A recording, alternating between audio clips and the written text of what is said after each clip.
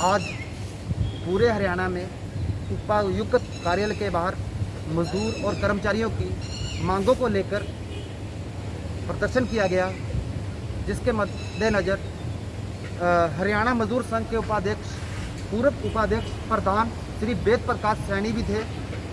वेद प्रकाश सैनी जी का कहना है कि अन्य विभागों से कार्यरत मजदूर और कर्मचारियों को लेकर ये प्रदर्शन किया गया, पूरे हरियाणा में उपायुक्त के बाहर किया गया।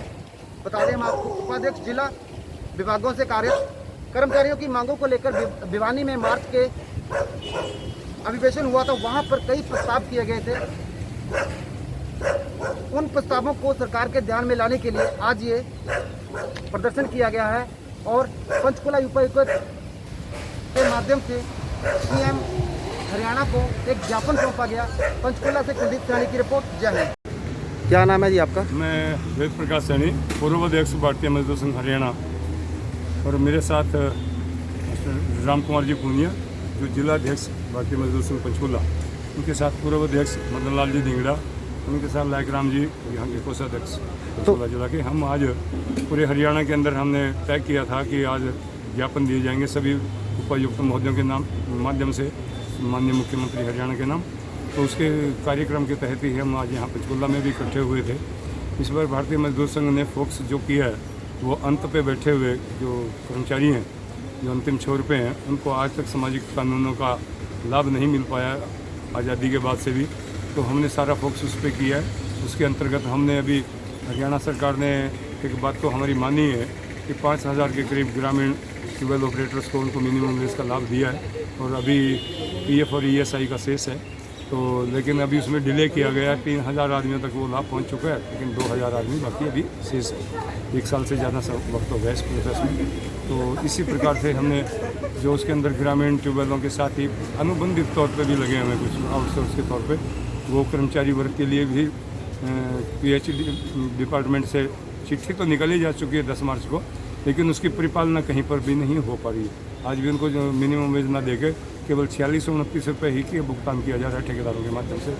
और दूसरी बात ये ठेकेदारी प्रथा जो है ना पूरे हरियाणा के अंदर एक महामारी की तरह, कोरोना से भी ज़्यादा भयानक रूप से इसका फैलाव हो गया है कि जितने भी स्थायी प्रवृत्ति के काम हैं उनके अंदर आज सभी में ये ठेकेदारी प्रथा का अंधाधुंध प्रयोग किया जा रहा है, जो न कर्मचारी के हित में न सरकार के हित में। इसके 2 प्रकार से शोषण हो रहा है। एक तो कर्मचारी का वेतन कम दिया जाता है उसको ठेकेदार के द्वारा, ना उसका पीएफ और ईएसआई वगैरह नहीं लिया जाता है, जबकि टेंडर के अंदर ये सब चीज़ें मेंशन होती हैं। वहाँ से पैसा चार्ज कर लिया जाता है विभाग से, लेकिन कर्मचारी तक पहुँचता नहीं। इससे कर्मचारी को भी नुकसान हो रहा है और सरकार की भी छवि खराब होती है। इसी प्रकार से दूसरे तरीके से क्या होता है कि कर्मचारी ज़्यादा का टेंडर भरा हो जाता है, मौके पर कम लगाए जाते हैं, तो इस प्रकार से वो विभाग को भी चूना लगाने का प्रयास होता है। और ये ठेकेदारी प्रथा बिल्कुल अवांछनीय है और ये इसका कोई मतलब नहीं है। अभी हरियाणा सरकार के एक माननीय मंत्री श्री अनिल विज अम्बाला से, जो उन्होंने अपने विभाग में स्थानीय निकायों में कर्मचारियों को पेरोल पे रखा है, ठेकेदार को बाहर कर दिया। हम चाहते हैं कि हरियाणा के बाकी विभाग के मंत्री भी इसी प्रकार की परिपाटी को आगे बढ़ाएं और अपने विभागों में पेरोल पे रखें कर्मचारियों को, क्योंकि काम करने वाले और करवाने वाले के बीच में ये तीसरा तत्व होना ही नहीं चाहिए। ये केवल लूट का काम कर रहा है, भ्रष्टाचार को बढ़ावा दिया जा रहा है, जिससे सरकार की छवि नकारात्मक बनती है। तो इसलिए हमने आज का यह ज्ञापन और भी दिया। दूसरा, मिनिमम वेज जो अभी बहुत कम है, अभी 5 साल पूर्व इसको संशोधित किया गया था, इसमें 5 साल के बाद इसका पुनर्संशोधन होता है, लेकिन वो समय गुजर चुका है। 5 साल का हमने सरकार से मांग की गई है कि अभी तो कानूनों के द्वारा माता पिता को भी फैमिली में जोड़ दिया गया, इसलिए अब 4 की बजाय 6 लोगों को यूनिट मानते हुए 18,000 मिनिमम वेज होना ही चाहिए, क्योंकि पैसे का डिवैल्यूएशन, महंगाई की जो दर बढ़ रही है उसके कारण काफ़ी अवमूल्यन हुआ है पैसे का, इसलिए इतने पैसे में गुजारा करना बहुत दुर्भर हो गया है। इसलिए सरकार को चाहिए इस छोटे तबके को जो अंतिम छोर पर बैठा है विकास की, तो उसका ध्यान रखते हुए जैसे उन्होंने कुछ कदम उठाए भी हैं, जैसे असंगठित क्षेत्र को 5,000 रुपया कोरोना के दौरान देने की उन्होंने घोषणा की है।